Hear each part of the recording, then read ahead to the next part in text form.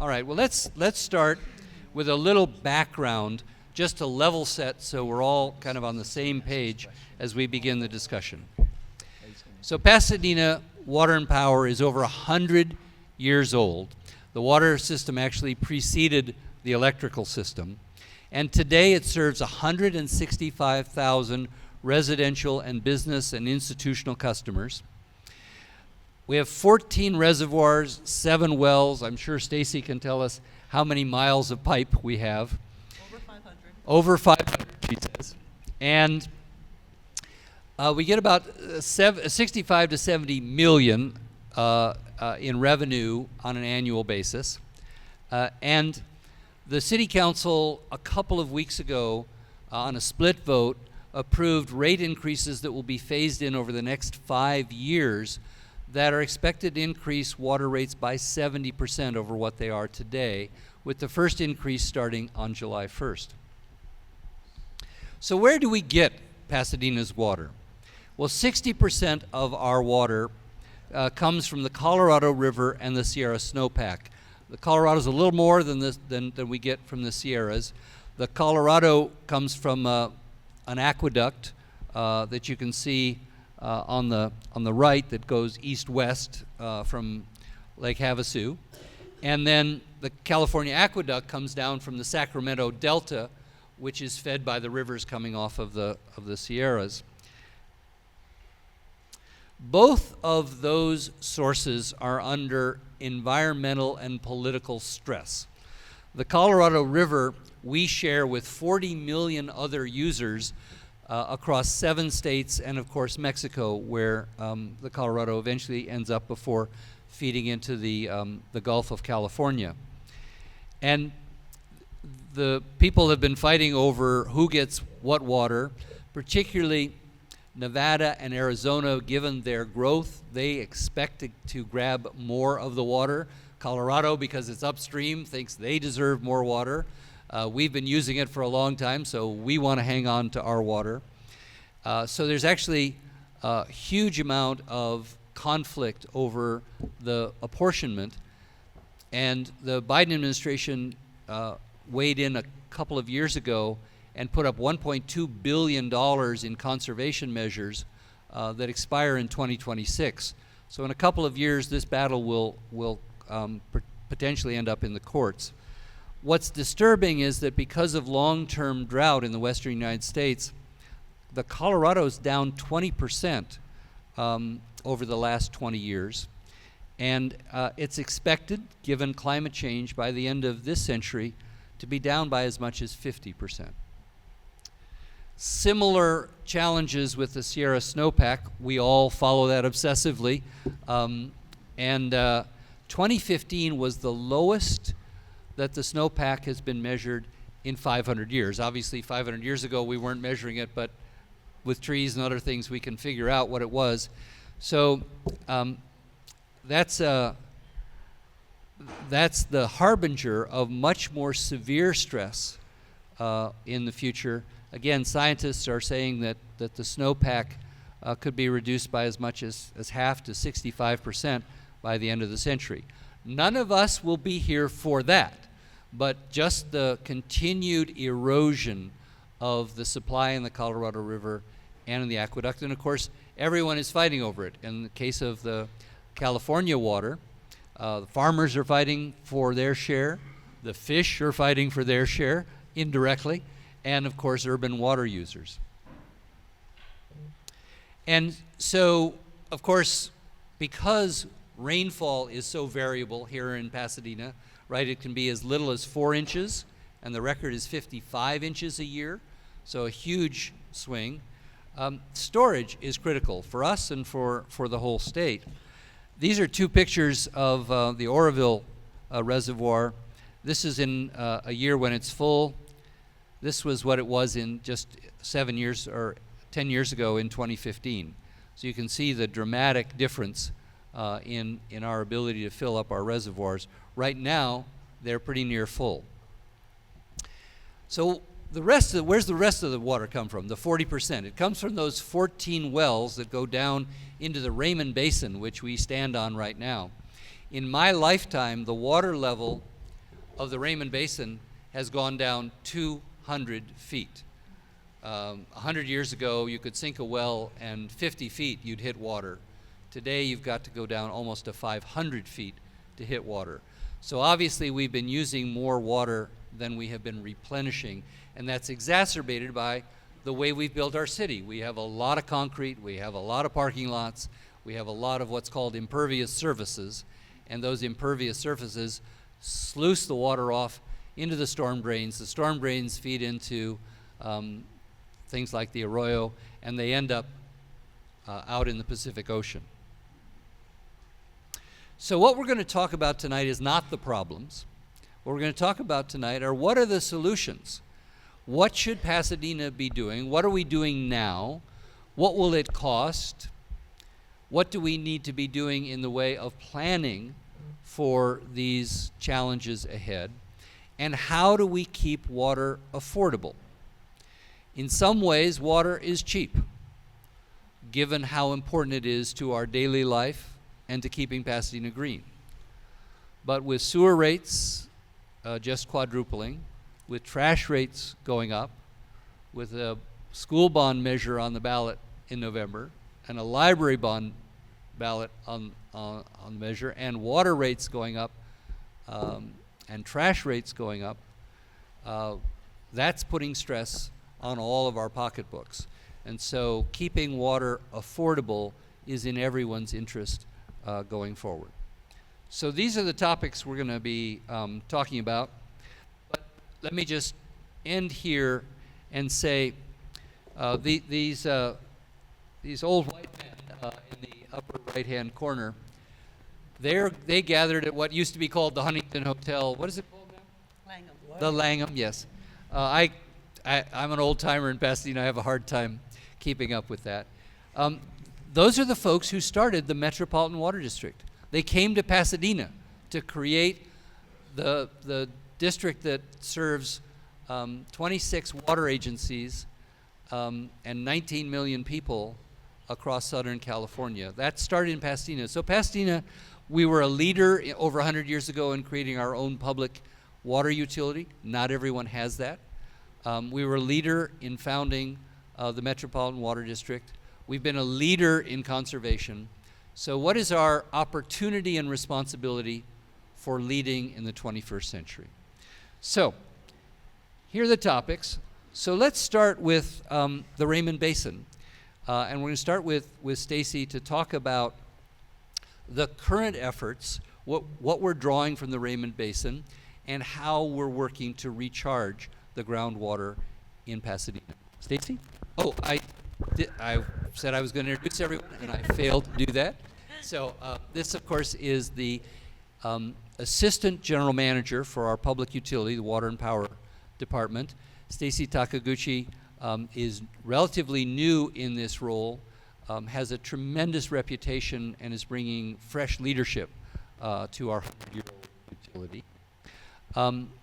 Sitting next to her is June Kim Lopez, who runs, she's the CEO of, well, let's see, this is not supposed to be here. Pardon me for, there we go. No, that's not mine. Let me just, well, I'll finish up the introductions and then, so she is the CEO of the one of the 26 member agencies in Southern California, and has been one of the innovators in how to figure out how to conserve water, how to recapture stormwater, how to create this idea of one water. Sitting next to her is one of the pioneers, both in Pasadena and in Southern California, of the idea of one water. Tim Brick, who is the former chair of the Metropolitan Water District Board, for many years was Pasadena's representative to that board. Right now, the representative to that board is Cynthia Kurtz, who's in the front row. Cynthia, would you stand up and can we recognize you?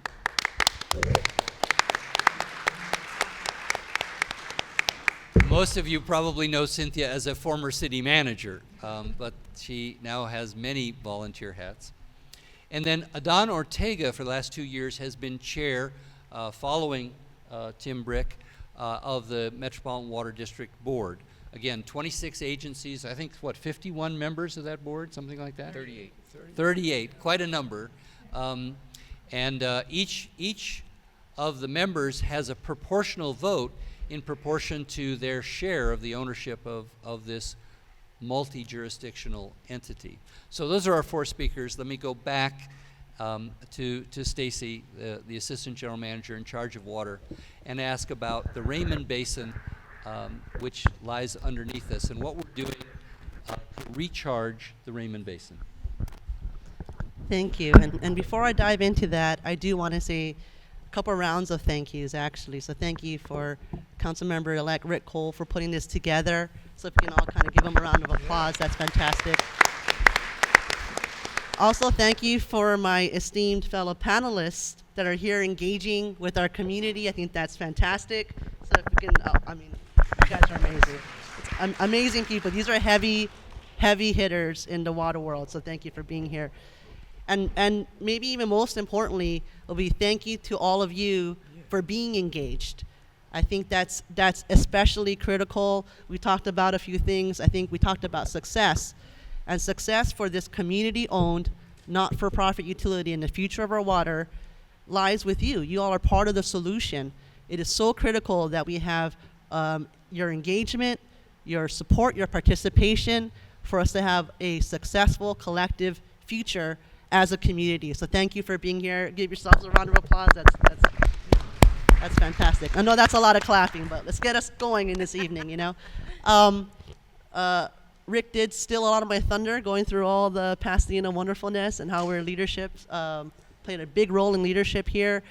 But we also play a big role in our local groundwater. So the Raymond Basin groundwater aquifer is the water right beneath our feet. So water stored in between the soil particles beneath our feet, like a large cup filled with sand with water in it. And we pump it out and use it. So that storage is so critical.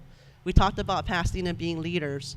In other parts of California and throughout the nation today, you can hear stories of people over pumping, the race to the bottom. They already ran out of water in their groundwater basin.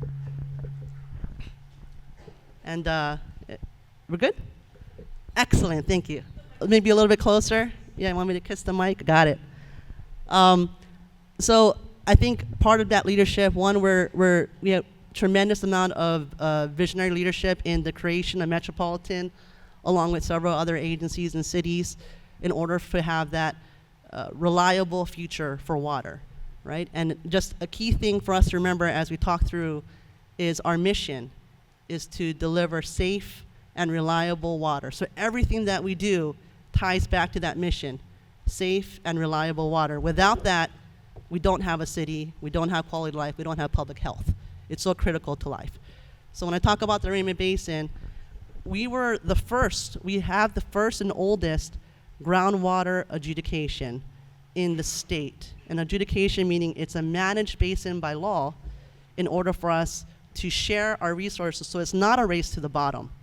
So we manage it together with other groundwater producers. Pasadena has the biggest water rights to our groundwater basin, but we have other groundwater producers that also utilize the Raymond Basin for their water supply. But instead of each of us racing to the bottom, we have a shared managed basin. So I think that's key. And again, Pasadena being the first and oldest adjudicated groundwater basin, something for us to be really proud of. And then beyond that, as Rick shared, we did have a declining groundwater levels. So what are we doing? What are we doing for our future? Step one, we need to stabilize that. We got to stop the decline, right? And that's what we did collectively as part of the Raymond Basin Management Board. We have all those groundwater producers, and we have to get together and say, collectively, this is what's best for the basin. We have to stabilize it, stop the decline. We're not getting as much water infiltrated as we used to. And so what we have to do, we have to stop, we have to take a little bit less to help stabilize it. So collectively, one, we help stabilize the basin by agreeing to all of us reduce the amount that we take each year based on our water rights. And that's huge. Typically, for that to happen across the state, you have lawsuits galore. You know, Rick kind of talked about some of the lawsuits that may be brewing in other areas. When you have water scarcity, that usually equals lawsuits. We were able to do that on a voluntary basis because we all know what's important, and we all know we're only going to get there together. So we worked together, and we did that. So we did that for the various sub-areas within the Raymond Basin. So voluntarily reduce our water rights and our takes in order to stabilize the basin, basically stop the decline. Now, on top of that, we have to increase the amount of groundwater we have as well so that we can use it in times of need. We have a wonderful, diverse portfolio. You can see there in that map of our water supplies, our groundwater, along with metropolitan supplies, imported supplies all the way through. But how you use a diverse portfolio is that if one portion of your portfolio is, we have a drought or it's cut off, you can utilize another portion of that portfolio. So that's what that relationship is between imported water and groundwater. So we have to have a healthy groundwater basin so that when imported water is vulnerable, we have a healthy local groundwater supply to help supplement and to make sure that we have healthy, safe, reliable water deliveries. And so we are doing what we can to capture as much as we can. So we have various programs. We talk about some of the rate increases, but rate increases really is reinvesting into our system. We talked about we're a community-owned, not-for-profit community, meaning that everything that we get to reinvest back in our system, and that's what we're doing. We have projects to capture more water when it's available, and now we have more of these extremes, right? Extreme wet, longer and hotter droughts, as Rick talked about. And so we're capturing more water when it's available, more stormwater. Can you hear me? More stormwater when it's available, including with expansions of our spreading grounds. Spreading grounds help capture it and help infiltrate it naturally into our ground. So we're doing that. We have programs, innovative programs. We talk about One Water is utilizing this portfolio with Metropolitan. When it's flooding up north, we can utilize that water, capture it, bring it down here, and use it for beneficial uses. I like calling the State Water Project the best example, and Cynthia says this as well, one of the best examples of a stormwater capture and use project. And that's what we're doing there. So we bring it down here when it's plentiful up there and it's going to be wasted. Instead, we capture it, we bring it down here and infiltrate it into our groundwater basin. And that's what we've done, hundreds of millions of gallons in 2023 alone on these projects. And we do that by partnering with Metropolitan to keep that affordable. We have existing infrastructure. How do we best utilize our regional infrastructure, our local infrastructure collectively without building more massive things in order to keep our system affordable and keep our system reliable? Adon, June talked about the partnership with Met, and Met has been now Met has now embraced this idea of One Water. Can you explain for those who may not know what that refers to? It's not just a slogan. What's the meaning of One Water? Yes, thank you, and I echo all the thanks to all my co-panelists and the audience, and you in particular, Rick. I'm very privileged to be here with you. So One Water is a very basic principle, and that is that no matter the way you envision it is imagine an endless river where the water comes from a source and we may recycle it when it comes out of our toilets, when it comes out of our yards, if we can capture the runoff. It's basically the recognition that it's all one water supply. It's a concept that's very logical, I think, when you explain it to people, but it's complicated by the fact that when we pay for it, we don't pay it all to one entity. So for example, we pay a volumetric rate based on what we use. We also pay what you would call a fixed charge that goes into perhaps through the size of your meter, depending on where you live, or it's the money that's used by a utility for the maintenance of the system.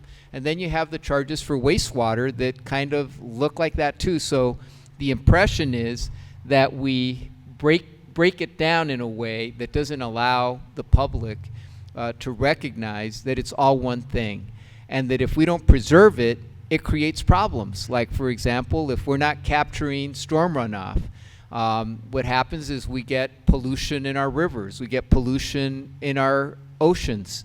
And so we need to care for that supply because it's not an infinite supply. But if we take care of it, we can create an endless river that can help us well into the future. It might cost a lot of money to do it, and I think that's where the issue becomes relevant. And then you start thinking about, like, what aspects of the water supply can you capture? One thing that's not known, I know the LA River gets a lot of publicity around here because you see so much of it flowing out into the ocean during big storm events. But we capture about 90% of the flow out of the San Gabriel River.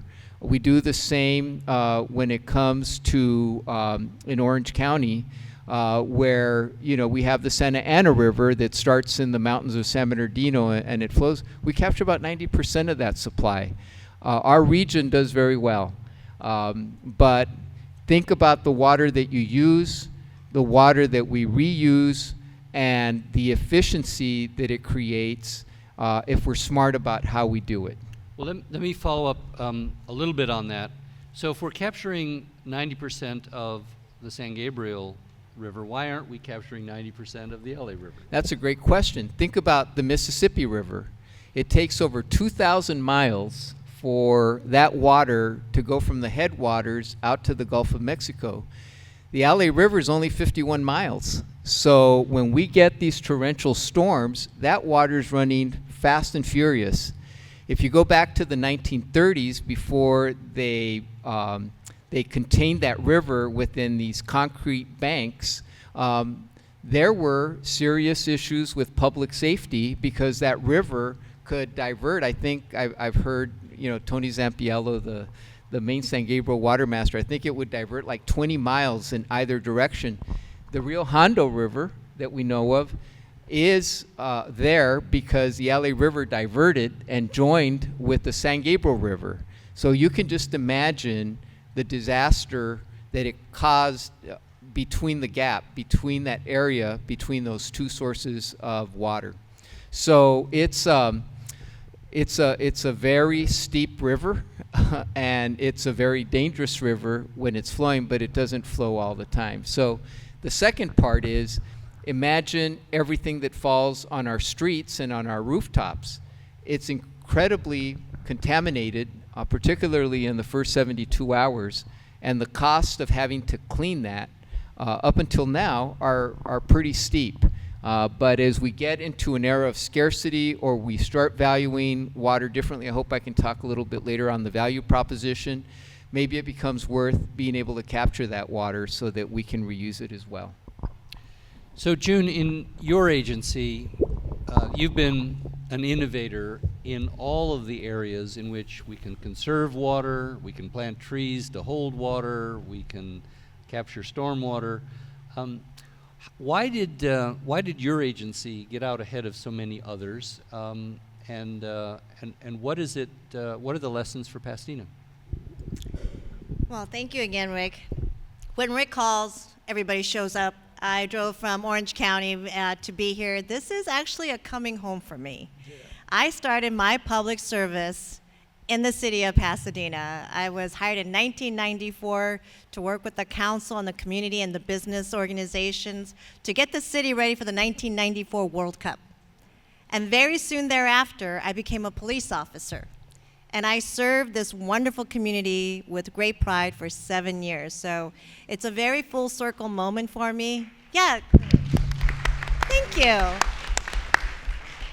And that's when I fell in love with public service. And that's what I have worked so hard to bring to water, because you all are here on a Tuesday evening when you could be home or something else, but you are in this auditorium because you care. And that's really the power that we need to leverage as an industry. So to your question, Rick, the reason that Molten Miguel Water District, and I'll tell you a little bit about our agency, the reason that we have been recognized as innovators and success is because we have worked hand in hand in partnership with our customers. And we have a little over 170,000 customers in our service area. So I bet you none of you have heard of Molten Miguel Water District. Yeah, probably not. It's not. We don't really pay attention to water in California that much. So we're based in South Orange County. We serve 6 cities. It's a very beautiful area. If you happen to be down there, look me up. And we have a customer base of about 170,000 people. I have 7 board members who are elected by the public, much like a city council. And I've been the CEO there now for 12 years. And I've started my career in water in 2003. And it was really by accident because I wanted to start a family. And that's why I walked away from law enforcement, a career that I still love and has taught me so much that has helped me to be successful. And I've had the great privilege of working in different parts of California, Northern California, Southern California, affluent community, disadvantaged community, private, public, urban, ag. And if there's one thing I learned in water, when it comes to water, everyone is right. And that was so helpful in innovating ideas because oftentimes we get very stuck in our views. And when it comes to water, boy, do we ever get stuck, and we fight. There's this old saying, whiskey's for drinking, water's for fighting. And it's not something that's in the eyes of people, at least not back then. It's more now, it's more visible.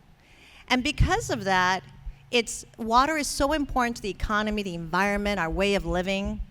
It's like religion. And when you listen, though, when you really listen with intent to receive the information, you start to get really great ideas. And when I started at our district, Molten Miguel, 12 years ago, we were not doing that great. We weren't doing too great as an organization. We had no relationship with our communities. And that was actually very typical back then. Even just 10 years ago, the water industry was very different.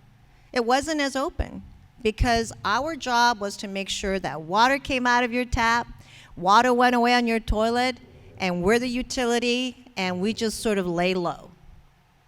But over time, we started to have challenges. Now, mind you, we always had challenges in water, but we're starting to see greater challenges. Just like any infrastructure, it's like the human body. As it gets older, it takes more work. I can attest to that. It takes more money. So as these challenges mount, and Rick pointed out, as cost of other things are escalating, how do we keep this essential resources affordable to all people of California? And we have done great as an industry, but we have to do different in order to not just meet the challenge, but thrive through the challenge, because we have no choice but to succeed. We can't fail. We can't just close up. June, what are you most proud of in your 12 years? The connection we made with people, Mm-hmm. and that was how we got innovative. We listened to our customer. We listened to our employees. Specifics. Okay. Yeah, we're going to get to them, but yes, thank you. So one of the things that we did was big data.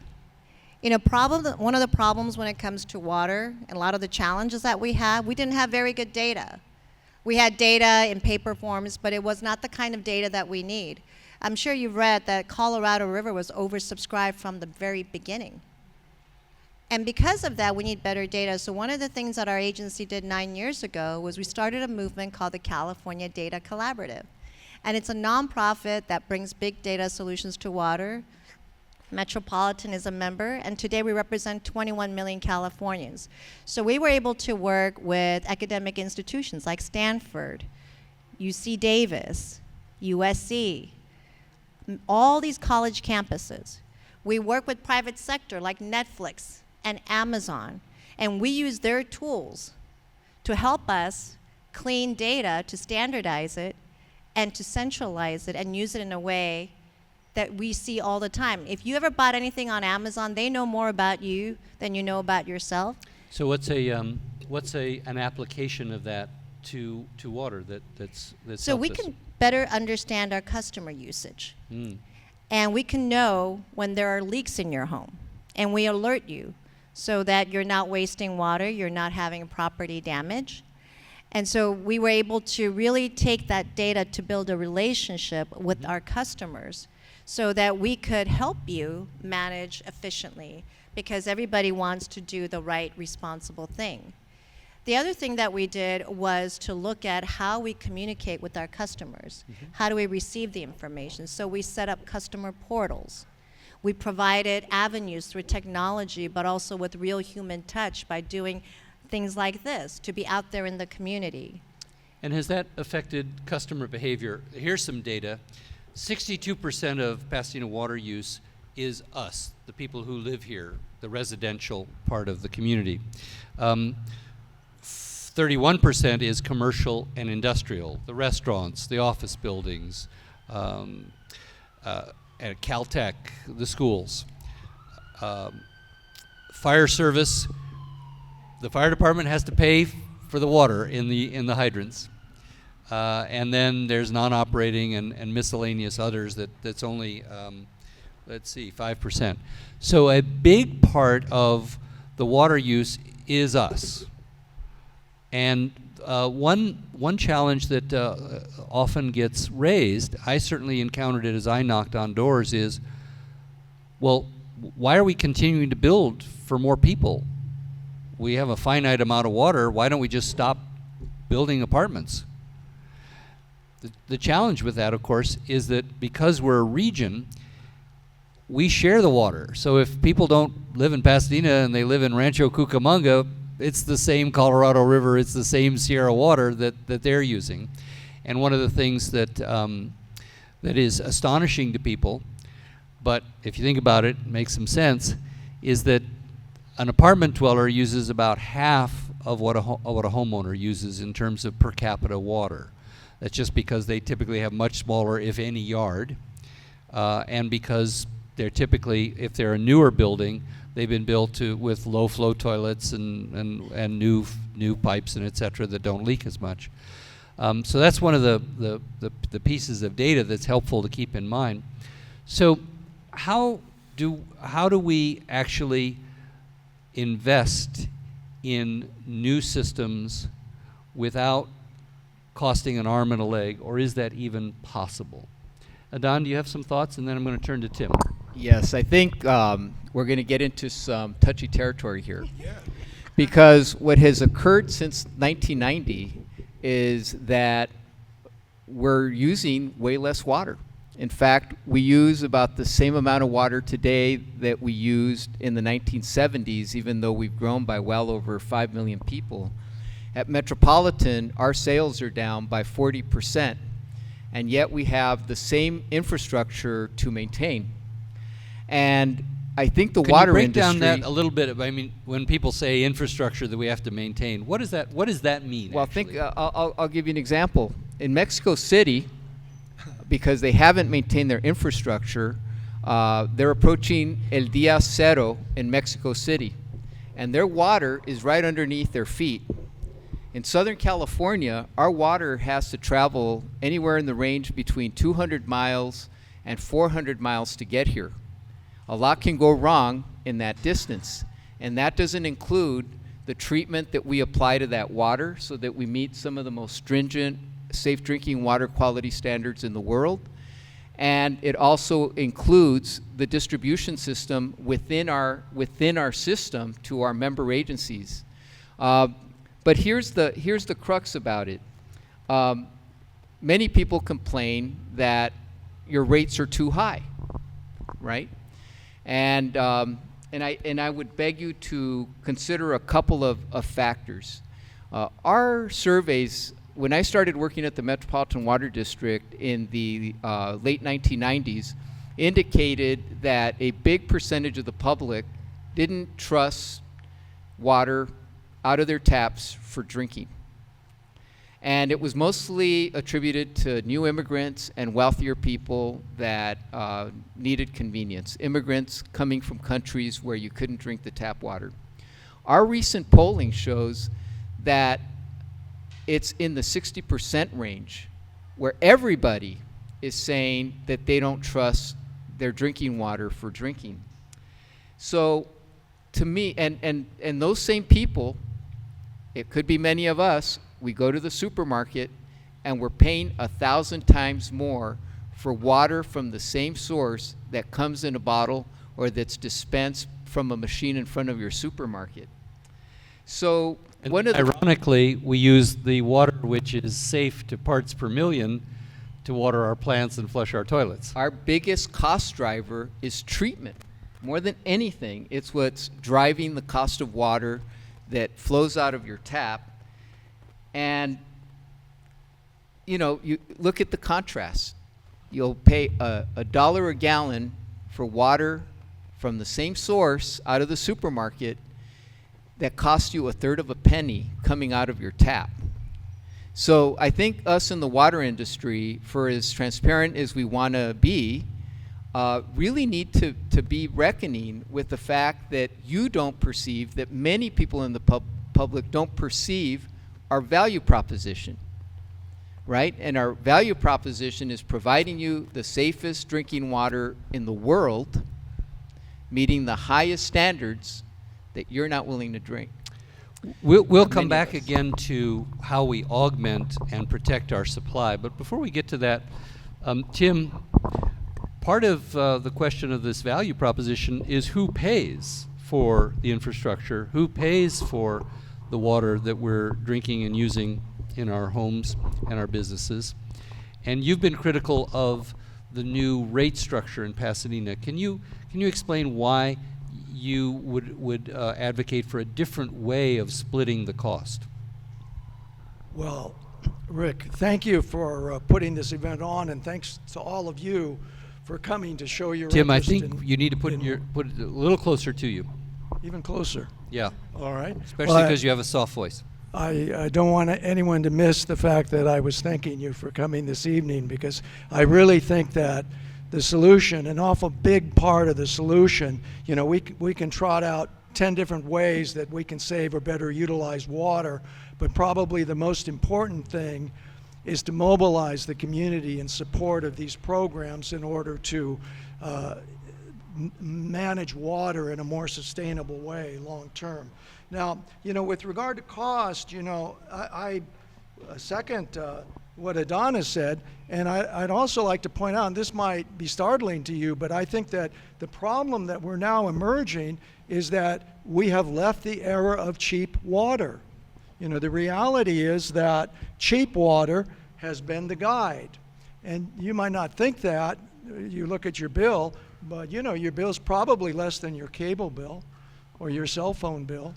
And this is such a vital resource, it's really very important. But to your point about who pays, I think it's really key to emphasize much more the kind of use of water that is going on.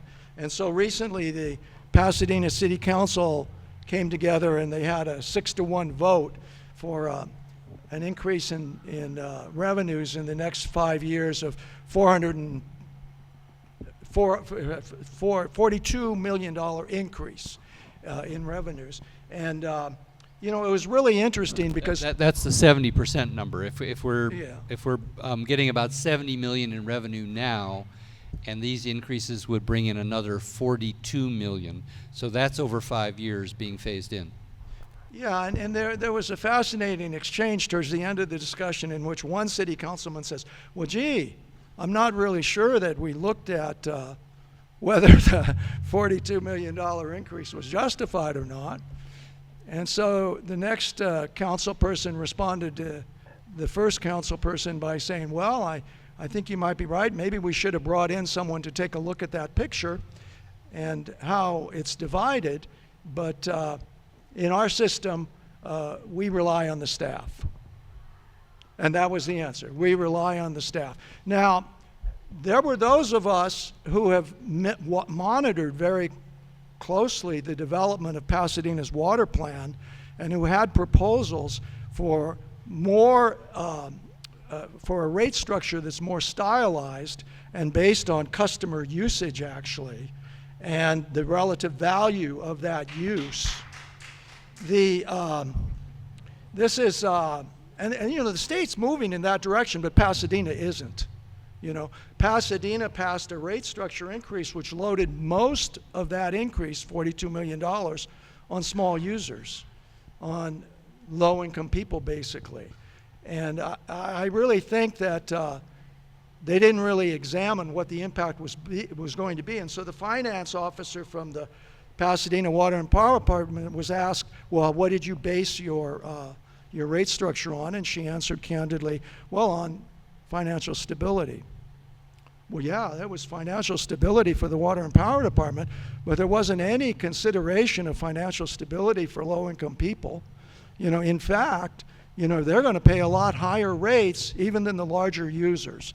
As you look at water rates, you really need to segregate like what the various uses are to develop a proper rate structure.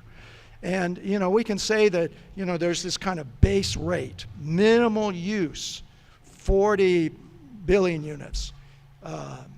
It's pretty low.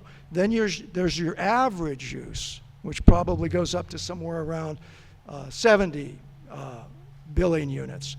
And then there's your excessive use, the people that are using more than average.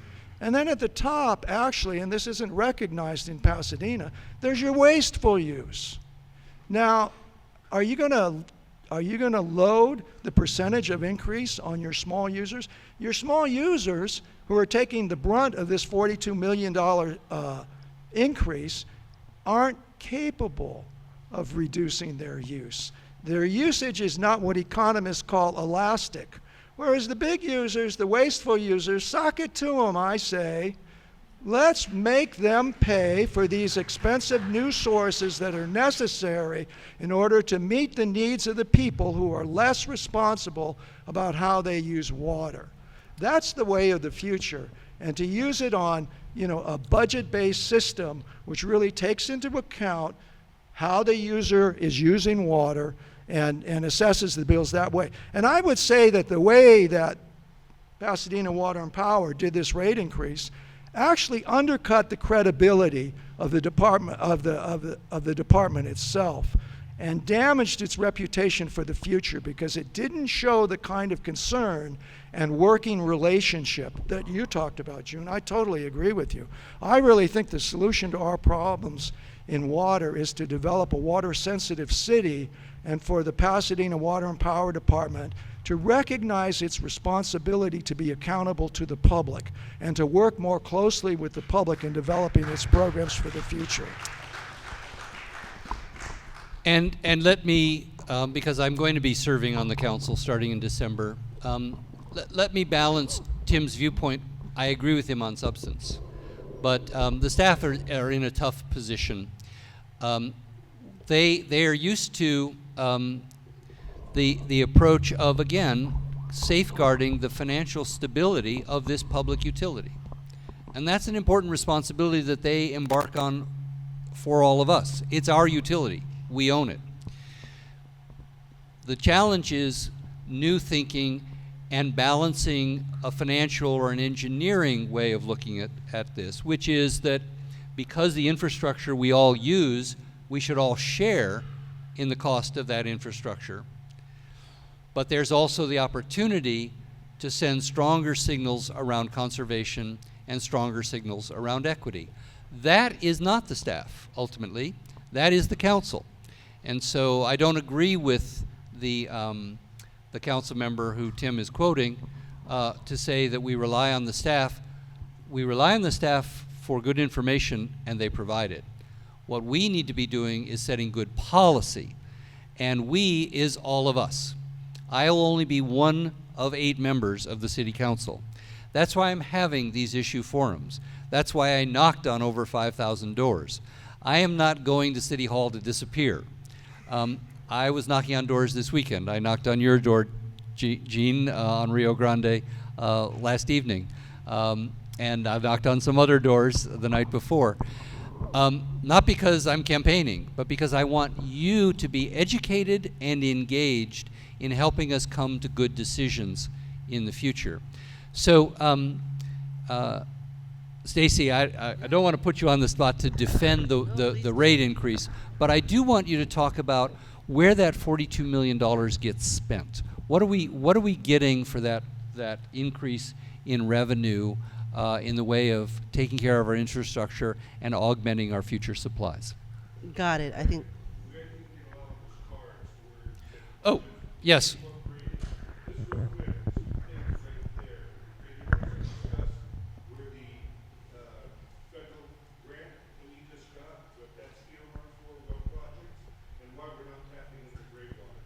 Okay, good questions. Let's hold the gray water and come back to that.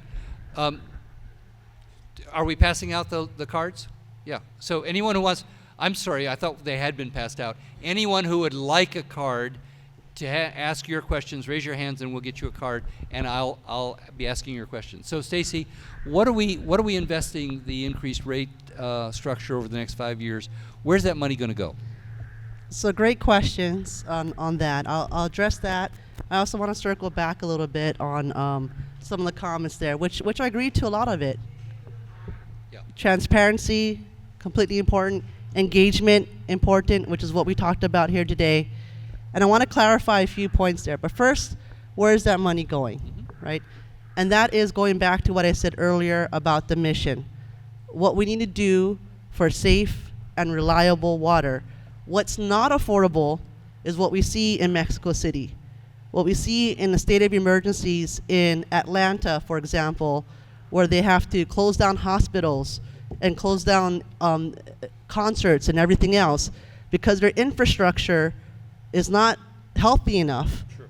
And it breaks. And the poster child, of course, is Flint, Michigan, where they had to truck in water for people to drink. But go ahead. That's a big one. In Calgary right now, same thing happening there. So we are an old city. Across the nation, across the world, we are challenged with aging infrastructure. So And again, that's a word we throw around. That's pipes, that's pumps, that's wells. What else? that's treatment, that's everything in between your meters, that's your service connections. That's what's needed to get the water from our sources to you. So how do we deliver that water to you? I like our CFO likes to say, we deliver that water faster than Amazon, right? As soon as you turn on the tap, that water comes out. Clean water flows. So how do we do that? And that's with those elements that Rick just mentioned, and it's getting old. One of our biggest historic investments that we're going to be going forward with is the Sunset Reservoir Complex project. Those reservoirs are over 130 years old. It's like, I like to say, it's like driving a car. It's way past 300,000 miles. We have to replace it. Otherwise, we won't be able to deliver Is to the problem that you. it's slowly leaking, or the problem is that it might break, or both? Both. Really? Both. The problem is both. Mhm. And so what we need to do is replace it. And these projects are big projects. Probably why it hasn't been done in the past. It probably should have been. And so we're moving forward with the right investments in order for us to keep delivering safe and reliable water. So let's go to this gentleman's question about gray water, right? So what about reusing the water that we have, washed our dishes with, or what have you? No, agreed. I think we can be proud that Pasadena was the first in California to put together this gray water system. So I hope we have our conservation folks in the back. They're at the table there, and they can tell you about our gray water program. Mm-hmm. So, for example, we have a laundry to landscape program. It's very catchy, but it's also very useful. Where our folks go out there, check it out, and install it for you. We make it as easy as possible to do these kind of gray water systems. So that's great How information. many people know that? Okay, so maybe a quarter. So going to June's point about being close to the customer, we have some opportunities there. Absolutely, absolutely. And you can see our people out there. We have a campaign going out. You might have seen the Ripple Effect campaign Mhm. to draw people, because we need people that care. And so that's fantastic. Care about it enough to actually look up those programs. Can I actually get some of talk with us. those questions so I can begin asking them? Right. All right. And Adon, something that I think we've touched on, but I'm not sure is clear to everyone in the audience, Met used to be the water buffaloes. It used to be old school. It used to be, we've been doing this for 100 years, don't mess with us. And really, literally in the last couple of years, there's been a sea change from we're going to build bigger pipes and bigger projects, and you're going to pay for it. You're taking you and the leadership of MET and the members who are a part of MET are pushing for a very different, this one water concept of recapturing stormwater, of storing more water, of encouraging conservation, of adapting gray water, of recycling water. How is that going? Well, I have to say that Metropolitan and its member agencies have been charting the way to efficiency for well over 20 years, which is a big reason why we're seeing the declining water sales. The way we funded those programs, like water recycling programs and turf replacement programs, was based on money that was collected on our volumetric rate. In other words, what you pay off the meter. We assumed, the basic assumption of the region was that it would be driven by growth, that the increased sale in water would provide the funding to do this demand management through recycling and conservation. Guess what? It didn't turn out that way. And so now we find ourselves in an era of climate change where our problems are becoming more complex. I'll give you an example. Between 2021 and 2022, we were in the middle of a drought. Our assumptions were that we would never get less than a 20% allocation from our Northern California supplies, which we call the State Water Project. In 2022, so what we did is we said, you know what, with the 20% allocation, Ventura County, the San Fernando Valley, portions of the San Gabriel Valley can get by on conservation. Well, in 2022, we got a zero allocation. And we didn't have a pipe coming up in this area from Diamond Valley Lake, which is a reservoir in Hemet, that could have supplied the region. Castaic Lake, which is just north, could have provided us with some respite from the drought, except that it had been drawn down because they were building a new inlet-outlet tower. So guess what happened? 7 million people had to go into very strict conservation because we couldn't get the water to them. So one of the challenges of climate change is, what do we do with this water that you're conserving? And then the water that we get when we have good hydrological conditions. And that has changed too. So for example, you know, a few years ago, for us to be able to store water, we needed a 70% allocation of our water from Northern California. Now we're in storage conditions with only a 30% allocation. And with the good weather that we had the last 2 years, we're in a position right now where we've run out of places to put that water in storage. So the era of climate change is here. We have to build infrastructure that's more dynamic. We have to keep conserving. We have to keep doing water recycling. But we have to be smarter on how we organize our infrastructure. One final point. Right now, we enjoy about 3.4 million acre feet of water in storage in our various storage accounts. It's a record amount. We deliver 1 million acre feet a year if we're lucky. I mean, I think this year we delivered like 1.4 million acre feet, or in the last year. So think about what that means when I tell you that 2.1 million acre feet of that water that's in storage is there because of reduced demands. And so you've done a lot already as the public. We're having to tell you it's going to cost more, right? But a gentleman named Brian Thomas is here, and when I met him about 30 years ago, they were building Diamond Valley Lake in Hemet. And it's there for a seismic event where we're cut off from our Northern California supplies and our Colorado River supplies in an earthquake or some catastrophic event.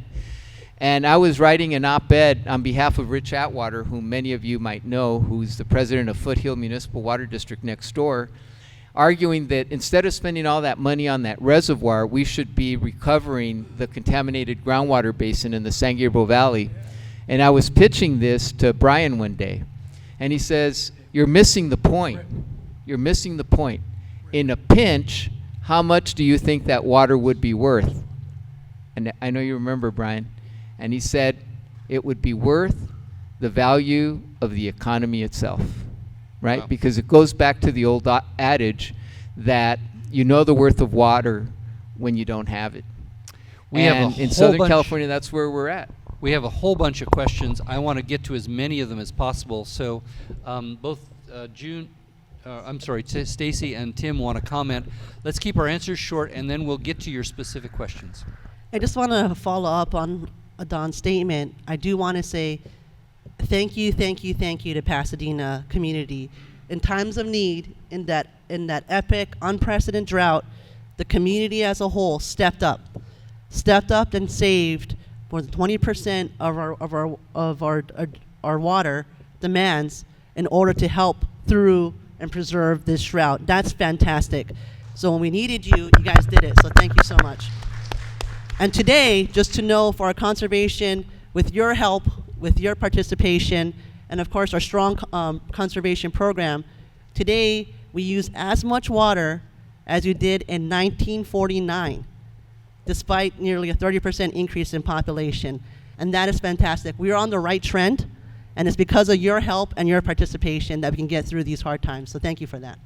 Okay, so some great questions. I'm going to ask a few that can have short answers. Rick, let me I'm sorry. kick in here. Go ahead. Thank you. I just Close to the mic. I just wanted to say that in my 28 years on the Metropolitan Water District Board, I worked very hard to develop a cooperative storage program with Metropolitan. And I want to raise that again right now and to ask Adon, what can you do to help us with that rapidly declining groundwater basin that is such a valuable storage resource? Can I answer the question, Rick? Sure, go ahead, Adon, and then Well, we'll get to the audience one, questions. one proposal is to build the Pure Water program in Carson that would capture a lot of runoff, both wet season and dry season, that's currently going into a main treatment plant in Carson and being discharged into the ocean. The idea is that we would convey it. But it's an expensive project, and we really have to balance it with our regional resources. And I can tell you that if we're creative, we can get water into this area through an exchange program that wouldn't require fully building out that project. And so we have our climate adaptation master plan for water process that's going on. We call it Camp for Water, and and all those things are on the table, Tim. I So- don't want to go on much longer. So here's a question that doesn't bear directly on water, but bears on what we pay for water. Does any water department revenue get turned back to Pasadena's general fund? I will answer that. The answer is yes. I think it's currently 8%. Yeah, so for the water fund itself, based on Prop 218, we don't actually add to the general fund on its own. But what we do is we help cover the services that the other city Pasadena departments provide for us, like police and other things, to help support our department. So we do reimburse those services. But otherwise, everything else goes right back into the water system. Okay. And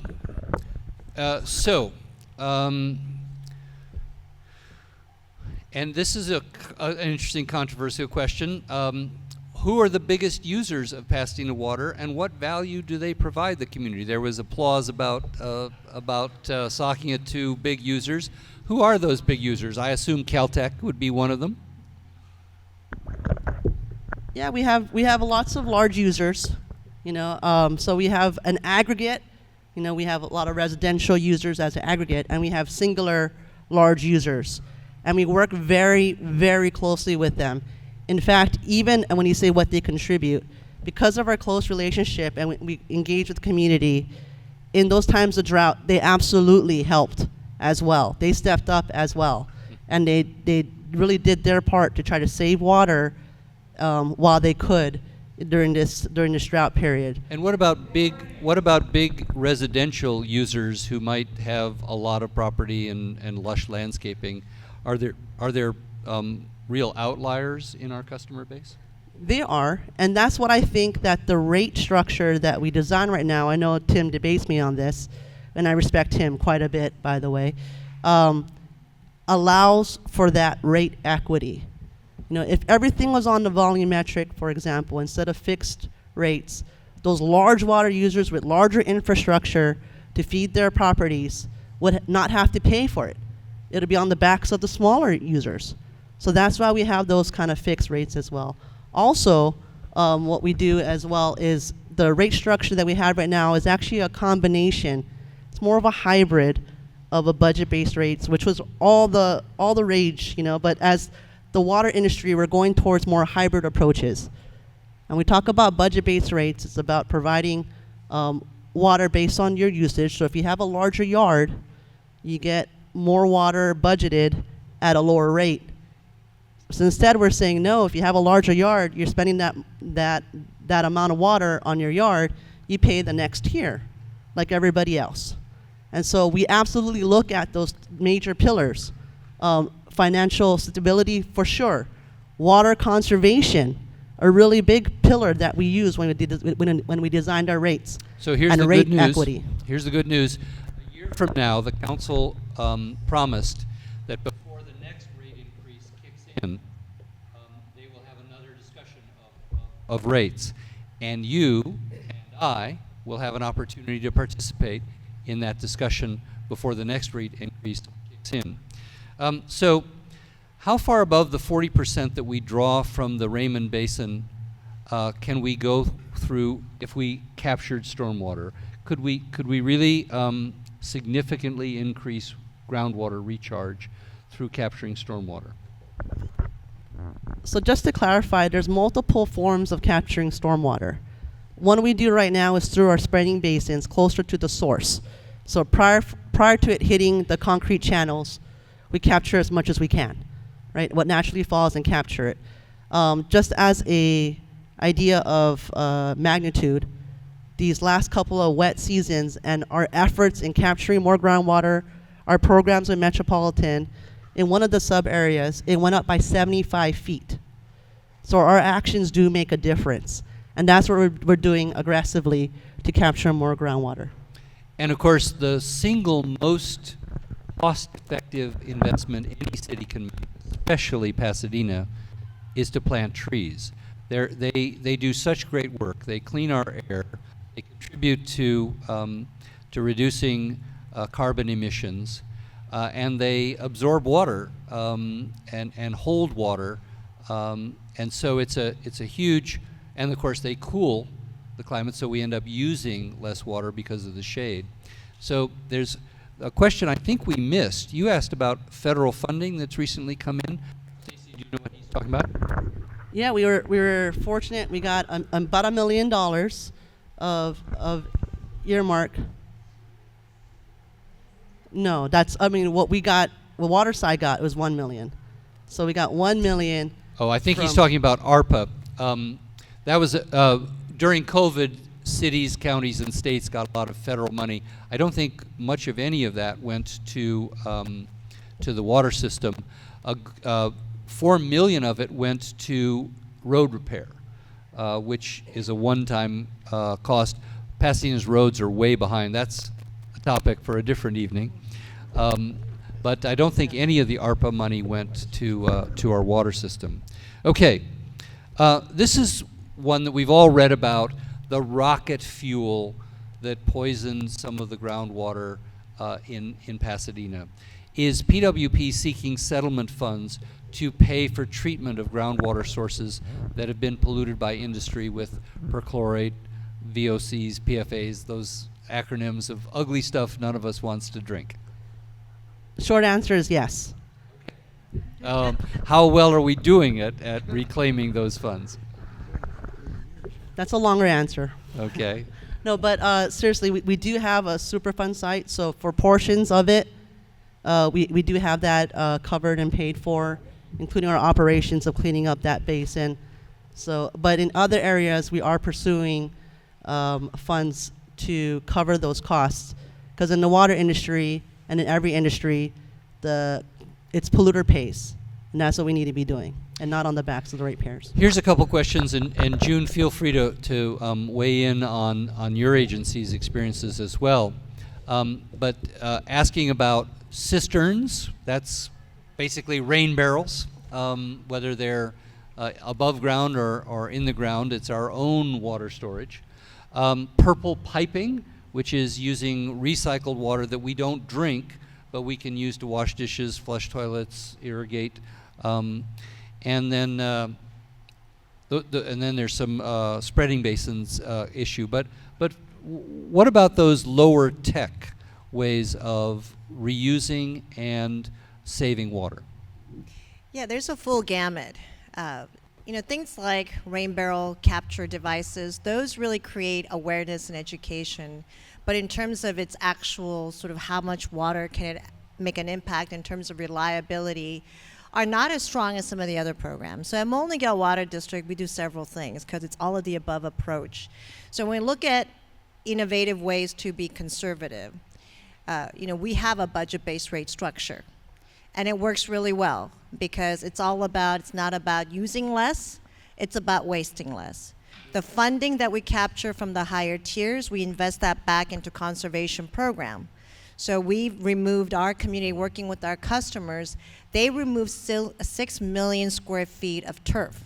And then we have a naturescape program that works with our customers, hand-holding, very easy to do, to convert that now to California-friendly native landscape that's very beautiful.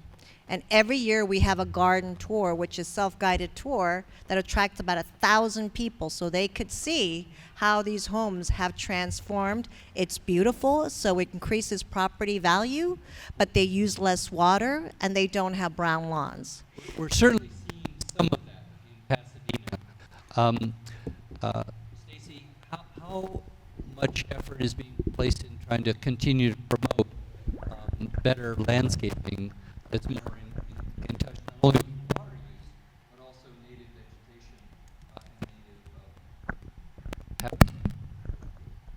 I think that's a great question. I think that's a priority for Pasadena because majority of, or more than 50% of your water use residentially is actually on your lawn.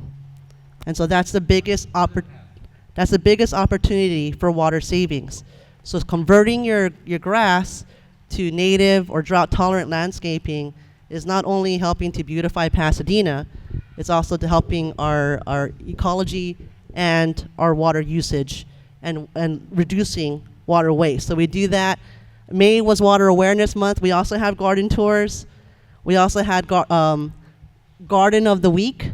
You can probably see some of those pictures out there. I was privileged enough to pick the AGM of Water Garden of the program, pick up the program, so you can see those as examples, wonderful examples of what Pasadena community members are doing to help save water and beautify your property. So here's another question. What percent of the rate increase is being spent on employee salaries? And ironically enough, I don't know the exact numbers. I follow our budget pretty closely. But the water utility spends much lower percentage of its expenditures on people than it does on capital compared to the police department, the library department, the parks department, etc. Typically, about 90% of the budgets of some of these other departments are salaries. But it's much lower. Do you know what that breakdown Well, I can't tell you what the breakdown is, but one thing that you need to consider that the water industry is facing an aging workforce, and it's becoming very difficult to recruit people to work in our ranks. And so I'll give you an example. I live in the city of Fullerton in Orange County. We have PFAS, which is this forever chemical. The city council was outraged in my city because an operator that can manage a PFAS treatment plant gets paid in the vicinity of about $140,000 plus benefits because they're so rare. So the city said, you know what, we're going to take a grade 2 operator and we're going to train him. Well, right next door in the city of La Mirada, there's a Suburban Water Company, a private investor-owned utility. They trained this grade 2 in the city of Fullerton, and guess where he works? for the suburban water company where he's making more money. So cities are in a pinch right now to be able to backfill the labor force.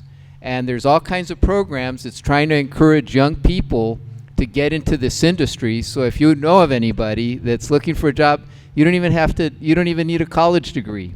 But they're good paying jobs, and it's going to cost money to be able to properly staff water departments across California. So, Stacy, do you know what percentage of the expenses are staff? I don't know the exact percentage, but Okay. but like you mentioned, it's quite small compared to our entire budget. In fact, we were one of the lower. Okay. Exactly what you said. But it is important to pay attention to those things. From, for example, in Los Angeles, the head of the recently hired head of the Department of Water and Power is making over, I think, $700,000 a year. Her predecessor made in the middle 300s, so a nearly doubling, or I guess a doubling of the salary. So there's definitely, those are things to keep an eye on. I built an ADU and had to pay PWP to upgrade the water meter and a permit to do the work on the new system, over and above what PW charges on additional connection fee of $1,000. No one could tell me why we had to pay that. They said the city council voted for the added fee. What disincentives to building more ADUs? What is the fee for? Why is there so little holistic thinking beyond among our staff and our elected reps? I don't think anyone can ask about or can answer the question of why is there no more holistic thinking among our staff and elected reps. Ultimately, that's us, right? We're a democracy, and we ultimately get the government we deserve. But what about the specific question? What about these fees? Had to pay PWP to upgrade the water meter, permit fee to do the work on our new system, and a connection fee. Yeah, I think I'm going to have to look into that further. I'm not sure what fee exactly you're talking about there. And sometimes people get confused with our water fee and fire flows and other aspects of new development. So Yeah. just if you want to, if you feel comfortable, please come up to me after this meeting and we can talk, all right? And make sure we can get you the right information. Okay. All right. If there was a noticeable decrease in water use going back to the 1990s, when in the last 24 years was it determined we would need new, updated infrastructure? And why did that process take so long? Is that the responsibility of the utility, of the council, of voters?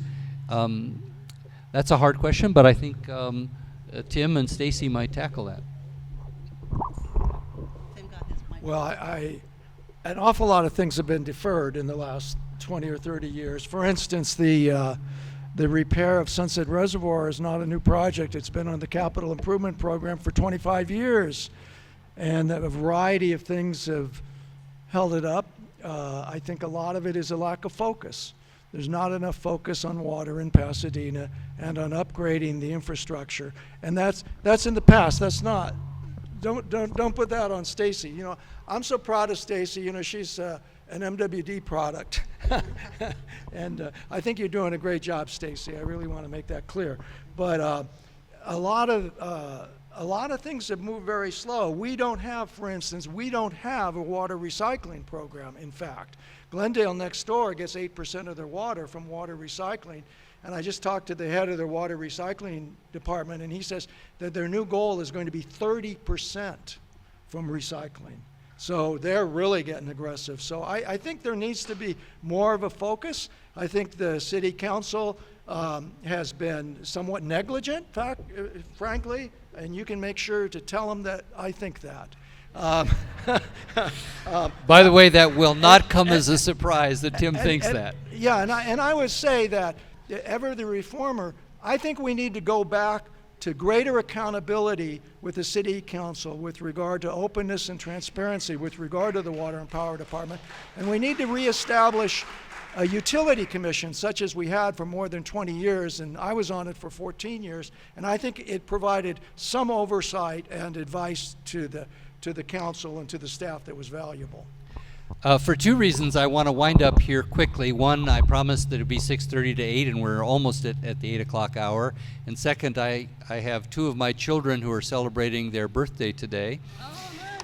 And so I want to spend some time with them this evening. But I'm going to ask each of the panelists for a 1-minute takeaway. We've covered a lot of ground. I'm sure we haven't answered everybody's question. And I'm sure we haven't given you a magic solution to how we have affordable, reliable water over the next 5, 10, 15 years. But what's one takeaway you would like everyone in the audience to leave tonight with? We'll start with you, Stacy. The one takeaway is that we need to all work together. This is only going to happen. We're only going to overcome these challenges together. And like Tim mentioned, more and June, more connection with the community. Community support, participation is absolutely necessary.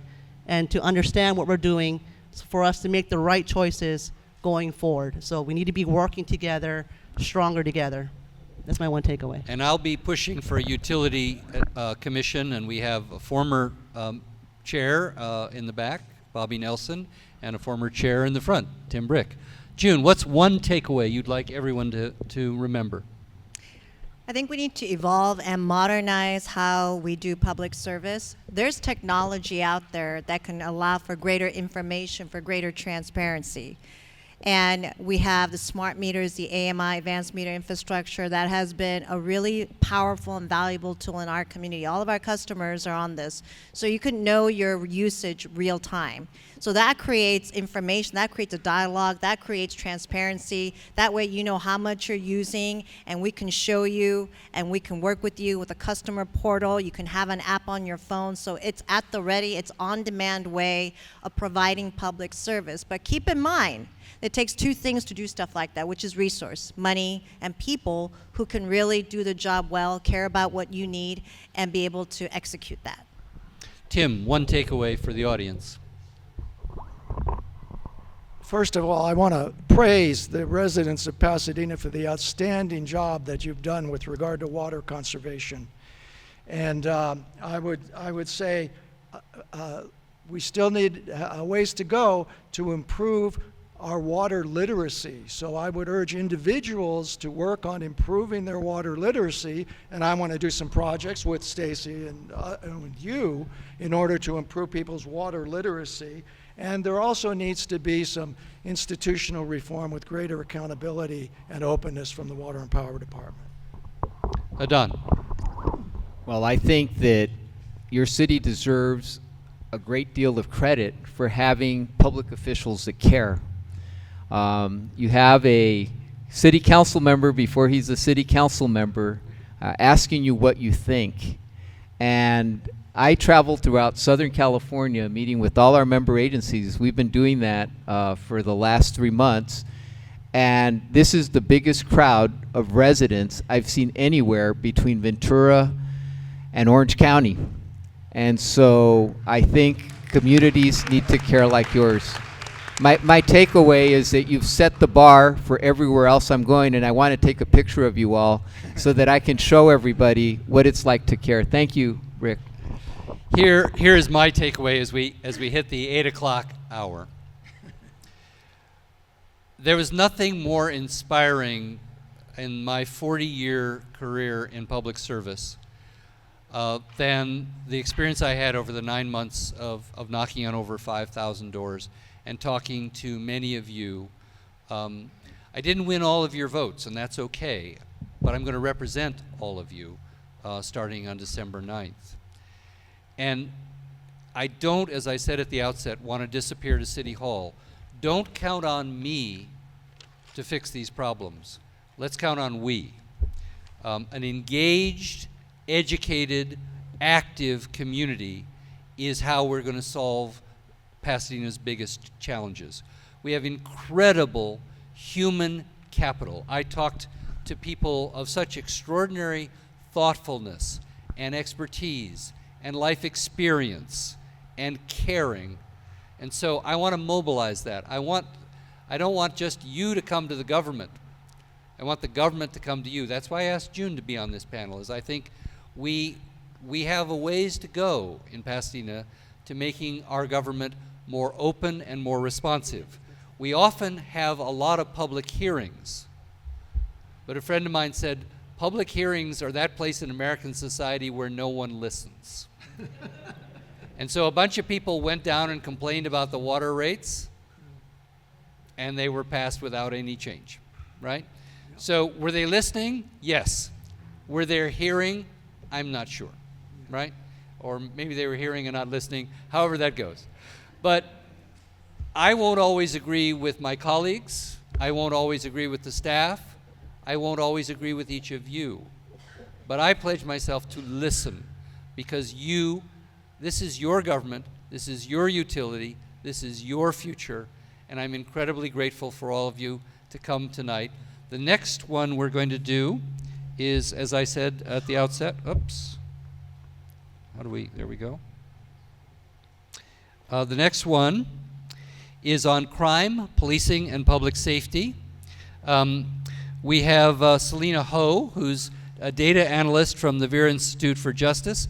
Selena, stand up, and Selena will be on the panel along with our police chief, Gene Harris, Steve Olivas, planning commissioner and CEO of Tierra Mia, the coffee company, who's spent a lot of years working in this arena, and then a former judge and now police oversight commissioner Phil Argento.